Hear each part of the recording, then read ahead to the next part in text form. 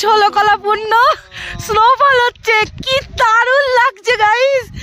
ও মাই god, good morning everyone. তো আজকে আমরা পেহেলগাঁওতে রয়েছি, কালকেই পেহেলগাঁওতে এসে গেছি, তোমাদেরকে তো বললাম। তো এখন আমরা যাচ্ছি পেহেলগাঁও থেকে দুটো জায়গায় ঘুরতে, সেটা হচ্ছে মোস্ট প্রবাবলি বেতাব ভ্যালি আর হচ্ছে আরু ভ্যালি।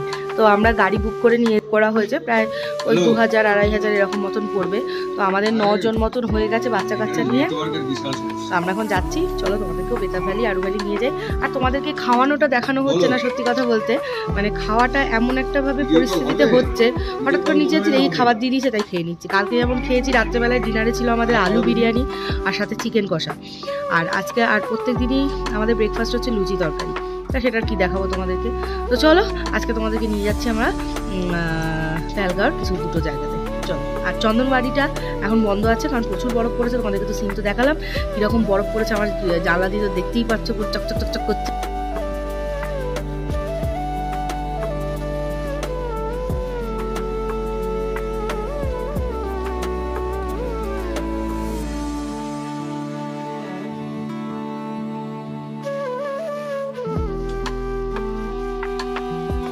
ফাইনালি আমরা আরু ভ্যালিতে চলে এসেছি।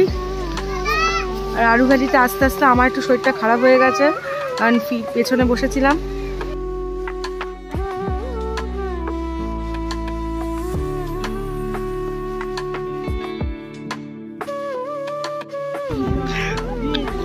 ও কি মজা, আরু ভ্যালিতে দাঁড়িয়ে চকলেট খাচ্ছে। ও গিনি, সেই আনন্দ।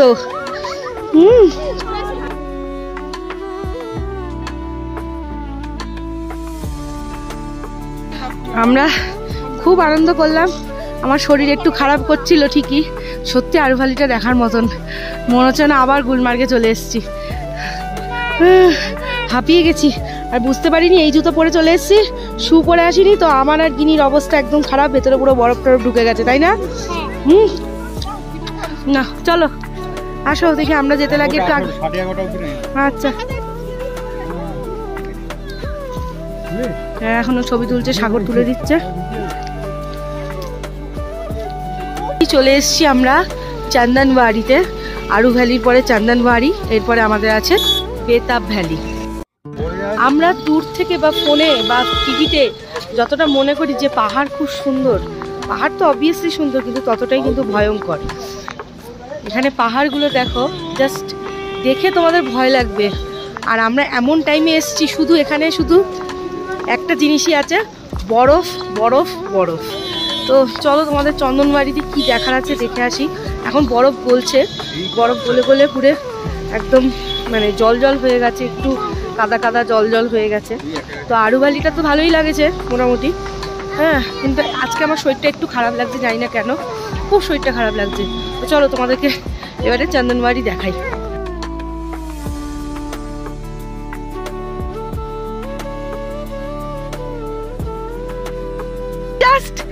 এক্ষুনি স্নোফল হচ্ছে, এই দেখো বন্ধুরা, স্নোফল হচ্ছে কি সুন্দর। ফাইনালি আমরা স্নোফলটাও পেয়ে গেলাম বন্ধুরা, এত ভালো লাগছে। এখন একটু একটু কম হচ্ছে, একটু আগে একটু বেশি হচ্ছিল, তো মনে হচ্ছে আবার বেশি করেই হবে। যাক, আমাদের পুরো ষোলকলা পূর্ণ। হ্যাঁ,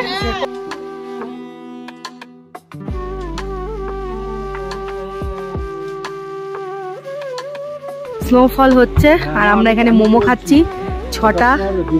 হ্যাঁ, এখানে 6টা 100 টাকা। ইয়েলো ভাইয়া পেছে আমার গিনির জন্য শুধুমাত্র। আমরা স্নোফলে কি খাচ্ছি? মোমো। আমরা স্নোফলে মোমো খাচ্ছি, এই দেখো স্নো হচ্ছে।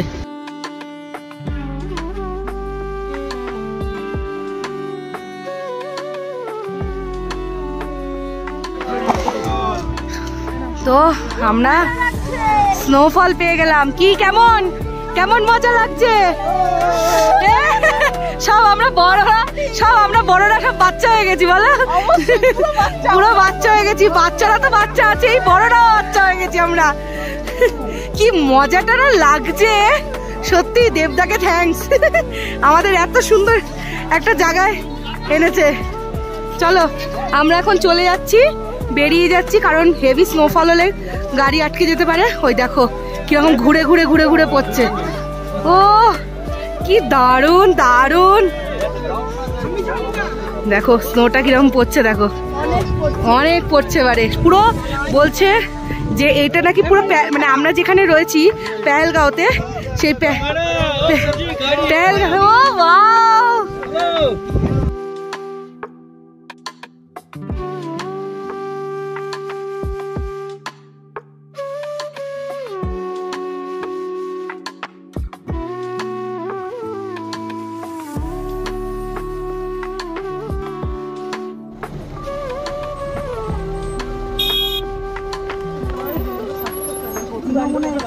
তো এখানে এত পরিমাণে স্নোফল হচ্ছে, তো আমরা বেতাব ভ্যালিটা নামলাম না, আমরা গাড়ির থেকেই বেতাব ভ্যালিটা দেখে নিচ্ছি গাইস। তোমরা একটু দেখে নাও বেতাব ভ্যালিটার স্নোফলটা মারাত্মক পরিমাণে হচ্ছে। আর আমরা এখানে দেরি করতে চাইছি না, কারণ দেরি করলে আমাদের রাস্তার জ্যাম হতে পারে।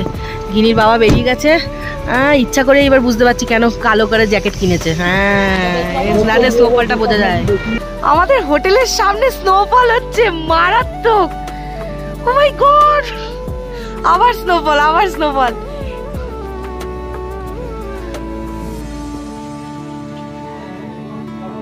জীবন সার্থক বন্ধুরা, বিশ্বাস করো আমার জীবন সার্থক। আমি এই বরফ দেখবো বলে, বরফ সিন মজা করব বলে, আনন্দ করব বলে 4 বার পাহাড়ে গেছি। 4th টাইম এসে আমার স্বপ্ন পূর্ণ হলো, কিন্তু ভাবিনি এতটাও হবে, এতটাও। আমাদের আজকে পেহেলগাঁওতে লাস্ট দিন, আমরা কালকে চলে যাবো কাটরা, আজকে রাত্রিরেই চলে যাবো। লাস্ট দিনে ঈশ্বর আমাদের সবকিছু দিয়ে দিয়েছে।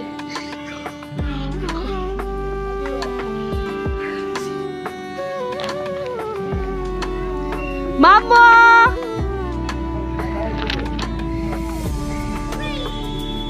বাবা যেমন যেমন বলবে তেমন তেমন ছবি তুলবে। হ্যাঁ,